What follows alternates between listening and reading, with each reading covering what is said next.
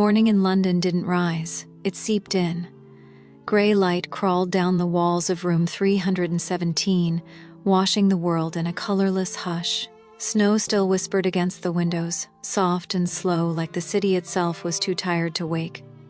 The radiator hissed in the corner, old pipes ticking in protest. Serafina sat on the edge of the bed, staring at her hands. They were clean now, strange, foreign. She flexed her fingers slowly. No dirt under her nails, no raw cuts from climbing fences, no grime ground into her palms, just skin, pale, soft, almost fragile, like someone else's hands. The hoodie still smelled like him. He hadn't come back after dawn, not into the room at least. She had heard his voice once through the door. Quiet, Russian, a phone call maybe, or a warning. She didn't ask. She didn't know if she had the right to ask. She stood, pulled the sleeves down over her hands, and walked to the window. The snow outside was already gray from traffic and city soot. She rested her forehead against the cold glass. You should leave. The thought wasn't new. She'd had it every morning since she was 10.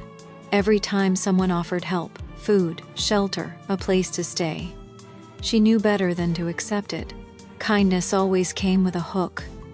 But Dmitri hadn't asked anything of her. Not yet. And that terrified her more than if he had. Downstairs, Dmitri Romanov stood in the hotel lobby in a tailored charcoal coat, black gloves folded in one hand, a phone pressed to his ear.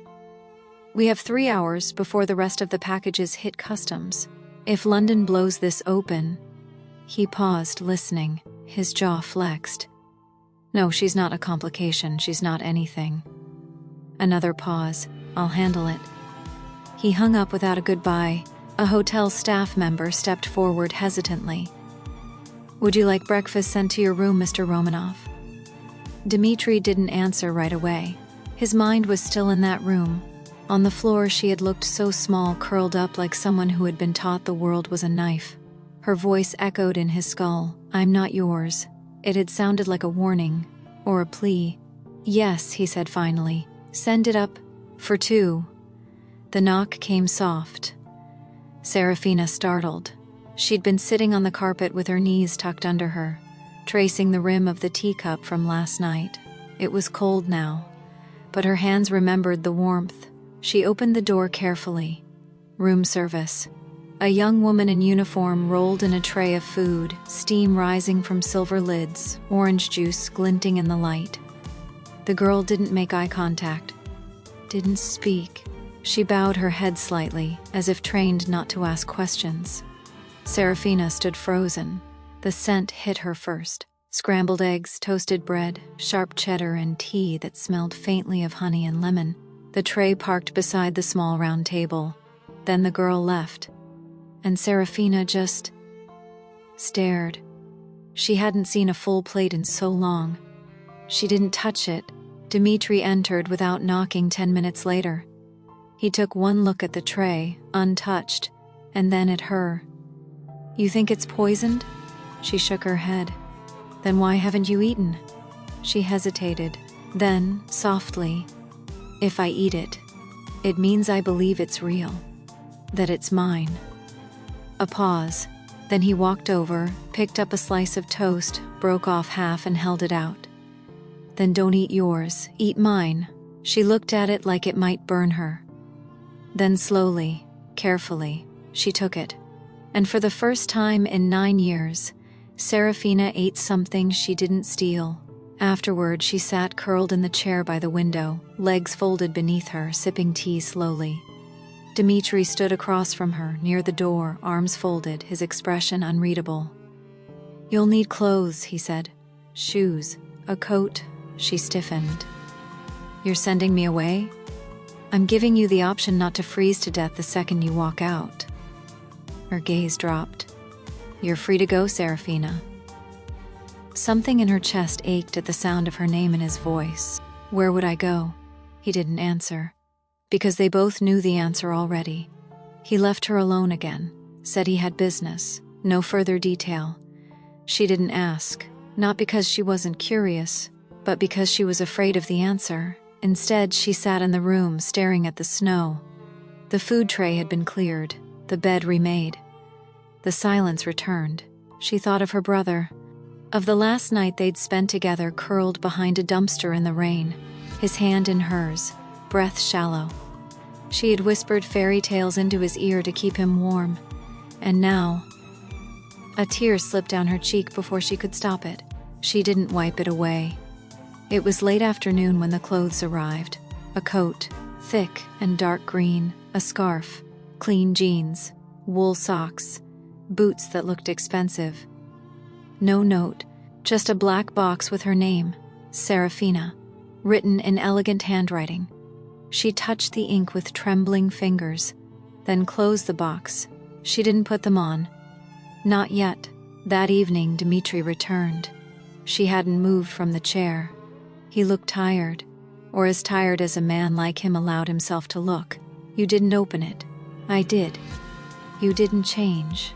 I didn't want to. Why? She looked at him, eyes like jade fire. Because if I change clothes, it means I'm staying. A beat passed. He didn't argue, he didn't press. He simply walked to the table, sat down, and said, "Then don't change." They didn't talk again that night. But when he turned out the lights and lay in the bed, she didn't go to the floor. She lay beside him, on top of the blanket. Hoodie still on, her back to his, and sometime after the snow deepened and the radiator groaned and the city sighed, she whispered, "I dreamed of music." And after a long silence, his voice came low. "Barely there. So did I." The snow had stopped. London held its breath beneath a sheet of cold light, rooftops frosted white beneath a sun that barely dared to shine. Icicles clung to balconies. Car roofs glimmered like broken glass. The world was still. But inside room 317, Serafina's thoughts moved like a storm. Dmitri was gone again. He always left early, no words, no promises. Just the faint click of the door and the silence that followed. She sat on the edge of the bed now, her hands curled around a new cup of tea, peppermint this time. Steam spiraled up like ghosts. He kept leaving her tea. He kept leaving everything. Food, clothes, space, quiet. And every part of her that had survived the streets was screaming, why? Why would a man like him, a man with a scar like a story he refused to tell, a man with power stitched into his walk and danger in his silence, care about her? Not her with red hair and two sharp bones. Not her who hadn't mattered in 9 years. Not the girl who slept in subway tunnels and learned to listen more than speak. There had to be a reason. People didn't help you unless they wanted something. That was truth. That was law. She had learned that lesson before she'd lost her name to the cold. Serafina stood and moved to the window. The snow was melting now, just barely, but the rooftops still looked soft. Like the world had been forgiven for a moment. She pressed her fingertips to the glass. "What do you want from me, Dmitri Romanov?" That night, he returned just past sunset. The hotel room lit up in soft gold as he stepped inside, snowflakes still melting on the shoulders of his coat. He said nothing at first, just removed his gloves, placed them neatly on the side table, and looked at her. She was sitting on the floor again, legs crossed beneath her, her red hair tied back in a loose braid, the hoodie still wrapped around her like armor. "Where did you go?" she asked, quiet, not demanding, just curious. "Work. What do you do?" A pause. "I move things." She arched a brow. "Like a delivery man?" The corner of his mouth twitched, almost a smile. "Something like that." She stood slowly, walked to the table where another covered plate waited. He had brought food again, this time roasted vegetables, grilled chicken, rice. No silver domes, just real food on real plates. "You don't have to feed me," she said softly. "I know." She looked at him, then asked the question that had been burning in her chest for days. "Then why are you doing any of this?" He didn't answer right away. Instead, he walked to the window, looked out. Snow still clung to the ledges, the sky turning from silver to navy. "You remind me of something," he said at last. "What?" "Not what," he corrected. "When." She didn't press him, not at first, but when he turned, his eyes darker than usual, she said, "Tell me." He didn't sit. He didn't move. He just stood there, looking at her like she was something dangerous, fragile, holy. "I had a friend when I was young." Serafina blinked. "A girl. Not like you, really. But she had this way of seeing people, past all the noise. She was sharp, kind sometimes, but mostly she was angry at the world. What happened to her? She disappeared. A beat. And I didn't go after her." Silence settled between them. Not heavy, just real. Serafina walked to the table, picked up a fork, and quietly began to eat. Dmitri didn't speak again, but something in the room had shifted. Not trust. Not yet. But the shape of something growing where nothing had lived before.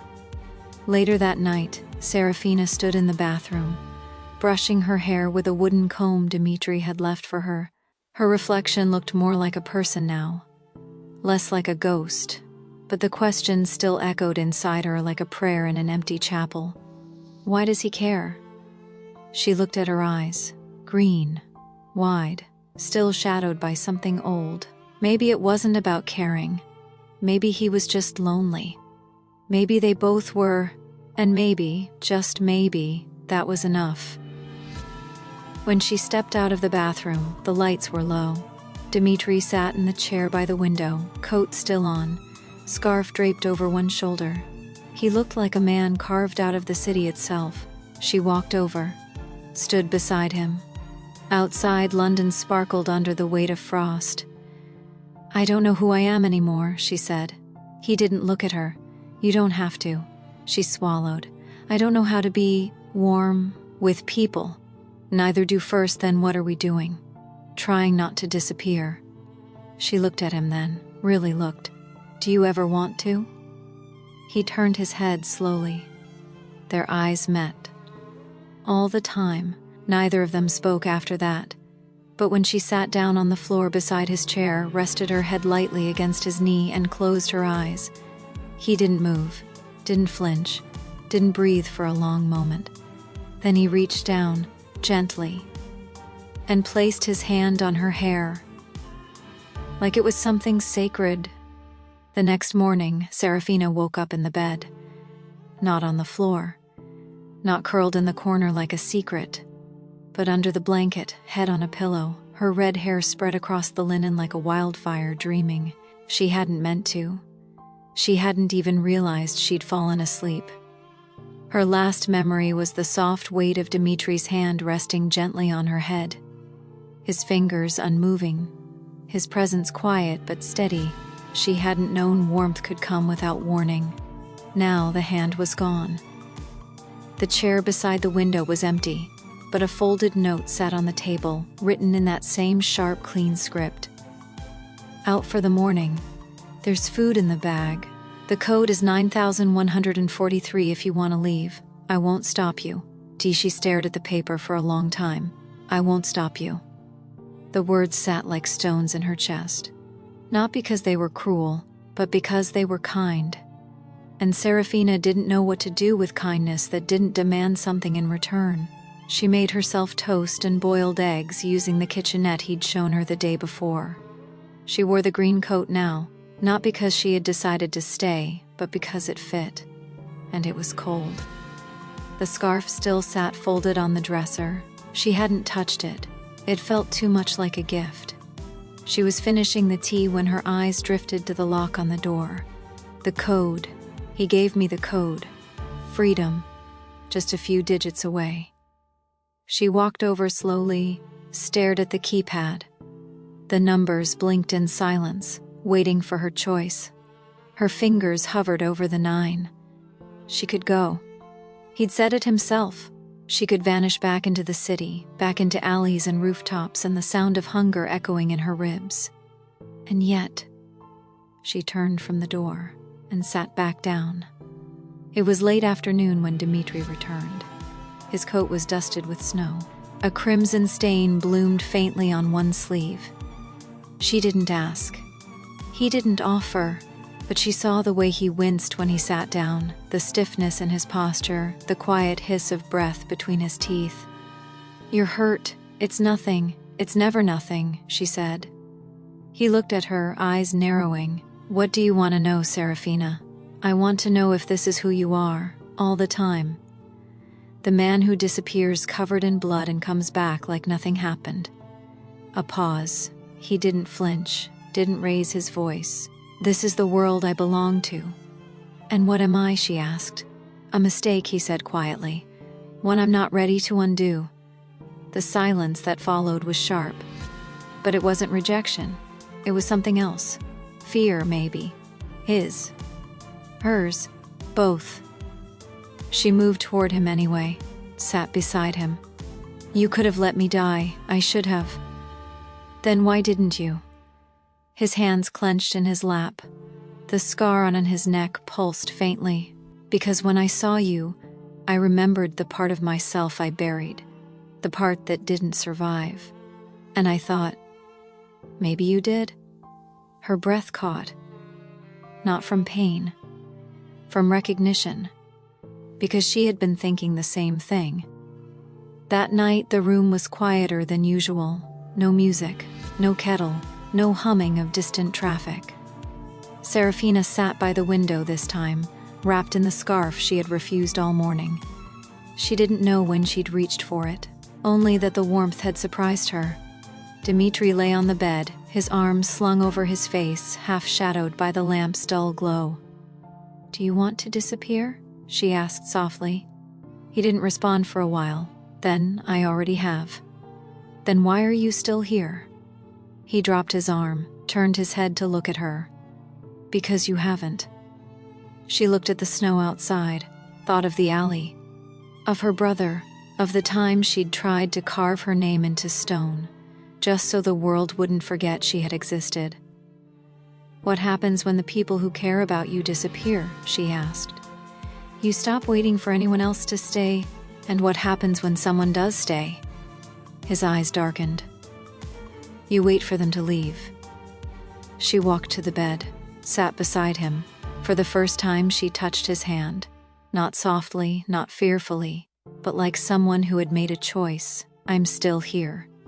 He stared at her, then slowly, carefully, turned his palm up and closed his fingers around hers. They didn't speak again that night. They didn't have to. Because somewhere between fear and forgiveness, between cold and comfort, something had begun to bloom, something fragile, something real. The city was louder now. Not because it had changed, but because she had. Serafina sat beside the window, watching London move through frost and noise. Horns in the distance, sirens bleeding through alleyways, the rumble of underground trains. It was the first morning she woke up before him. Dmitri was still asleep on the bed, his frame stretched long beneath the blankets, one arm over his chest, his breathing quiet. The lines around his eyes were softer in sleep, younger. She wondered what he dreamed about, if he ever dreamed at all. She almost reached out. Almost. But didn't. Instead, she rose in silence, slipped into the coat, and walked barefoot across the hotel room floor to the small desk near the window. A notepad rested there, untouched. She picked up the pen and began to write. She didn't know why. Maybe because words were the only thing that had ever stayed with her.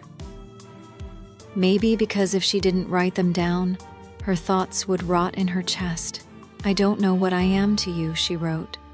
"Not a project, not a rescue, not a responsibility. You say I remind you of someone, but I'm not her. I'm not a ghost, I'm not innocent. I've stolen, I've lied, I've begged and bitten and disappeared, and yet, you looked at me like I was still something. Why? What do you see? I'm terrified you'll tell me, and I'm terrified you won't." She stopped, stared at the ink. Her hand shook. She tore the page out and hid it in her coat pocket. When Dmitri woke, she was already dressed. Hair pulled into a loose braid, face scrubbed clean. She sat at the edge of the bed, sipping tea. He blinked at her once, sat up slowly. "You look like you're planning something," he muttered. Maybe I am. Am I in danger? She looked at him over the rim of the cup. Only if you lie to me again. He didn't smile, but his voice softened. Fair. He brought her out for the first time that afternoon. Not far, just down the street, into a bookstore with a crooked sign and an old wooden door that chimed softly when opened. You read? He asked as they stepped inside. Used to. She wandered between the shelves like someone drifting through memory. Her fingers brushed spines, some familiar, some forgotten. He stood by the front, quiet, watching. And for a moment, Serafina smiled. Just slightly, just enough. The smile faded the moment they stepped back outside. A man waited near the alley. Black coat, leather gloves, cigarette dangling from his lips. He didn't speak, didn't nod. But Dmitri tensed. Serafina felt it immediately. He placed a hand on her back, gentle but firm. Go inside. Who is he? Go. She went. She watched through the bookstore window as Dmitri walked up to the man. Their words were short, sharp. The man laughed once, then dropped the cigarette and walked away. Dmitri didn't move for a long time. When he came back inside, his face was colder than she'd ever seen it. That night, the air in room 317 was different. Tense, brittle. Serafina sat on the bed, her arms folded across her chest. You know I'm not stupid, she said. I know. Then tell me what that was. He didn't look at her, a reminder. Of what? That this, he gestured around them, doesn't last. Not for people like me. Then what am I doing here? That's up to you. Don't do that, she snapped. Don't act like this is all some delicate balance that only I can break. You brought me here. You fed me. You let me stay. You touched my hair like it meant something. And now you're pulling away like you're afraid of the burn. He looked at her then, really looked. Because I am... The words hit harder than anything else could have. Serafina, I've survived everything. Guns, knives, poison, fire. But I have no armor for you. Then don't wear any. A silence passed between them, thick and trembling. I don't want to hurt you, he said softly. Then don't. That night, they didn't lie apart. They didn't speak. She simply climbed under the blanket beside him, and he didn't stop her. She pressed her forehead to his chest, listening to the slow, rhythmic beat of his heart. And when his arms came around her, it was not possessive. Not controlling, it was shelter. For both of them. But outside, the man with the cigarette watched from the alley. He had followed them from the bookstore. He knew who she was now, not by name, but by how Dmitri looked at her. And that meant she was important, which meant she was weakness, which meant she would not last long.